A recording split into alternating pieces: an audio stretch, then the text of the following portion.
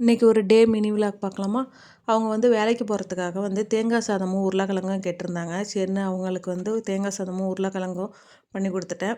Morning வந்து அவங்களுக்கு வந்து சப்பாத்தியும் தக்காளி தொக்கும் சாப்பிட்டாங்க. அதே வந்து நான் என்னோடய டயட்டுக்கு வந்து ஒரு சப்பாத்தி ஆயில் கம்மியாக தக்காளி தொக்கு செஞ்சுருந்தேன். அதோடு வந்து எக் ஸ்க்ராம்பிள் ஒன்று பண்ணி ஒரு சப்பாத்தியோடு அதை வச்சு நான் சாப்பிட்டுட்டேன். சாப்பிட்றதுக்கு முன்னாடி ஒரு வார்ம் வாட்டர் குடிச்சிட்டேன். இன்றைக்கி க்ரீன் டீ குடிக்கலை.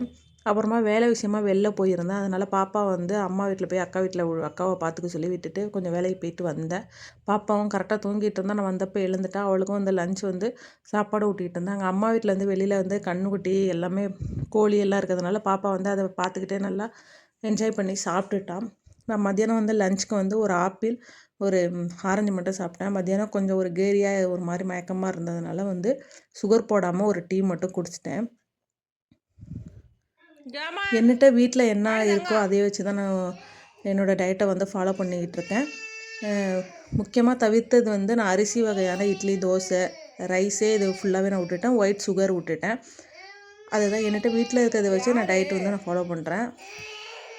அக்கா வந்து தம்பி அழைக்கிறதுக்காக ஸ்கூல் போனதுனால பாப்பா ஒரே அழுக. அம்மா போயிட்டாங்க அப்படின்னு சொல்லிட்டு அவ்வளோ அழுதுட்டு இருந்தா. அப்புறம் பாப்பாவை சமாதானப்படுத்திட்டு அப்புறமா விளையாண்டுட்டு இருந்தா. அதுக்கப்புறம் கொஞ்சம் லேட்டாக தம்பியும் ஸ்கூலில் விட்டு அக்கா அழைச்சிட்டு வந்துட்டா.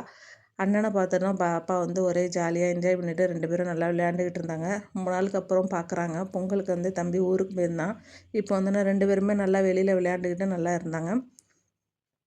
எவ்வளோக்கு எவ்வளோ நம்ம டயட்டு ஃபாலோ பண்ணுறோமோ அதுக்கேற்ற மாதிரி நம்ம வந்து வாட்டரும் வந்து நம்ம இன்டேக் பண்ணணும்.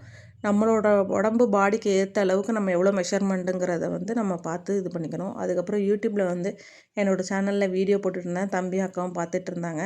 அக்கா வந்து ஒரு ஏர் ஃப்ரையர் வாங்கியிருந்தா. அதில் வந்து பொட்டோட்டோ ஃப்ரெஞ்ச் ஃப்ரை வந்து செஞ்சுருந்தா.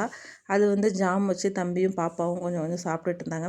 அக்கா வந்து கொஞ்சம் டிகிரி கொஞ்சம் கூட வச்சுட்டாளா என்னன்னு தெரில. கொஞ்சம் ரொம்பவே க்ரன்ச்சியாக இருந்தது. ஆனால் லைட்டாக ஒரு மாதிரி ப்ரௌன் ஆகிட்டு ஆனால் நல்லா இருந்தது.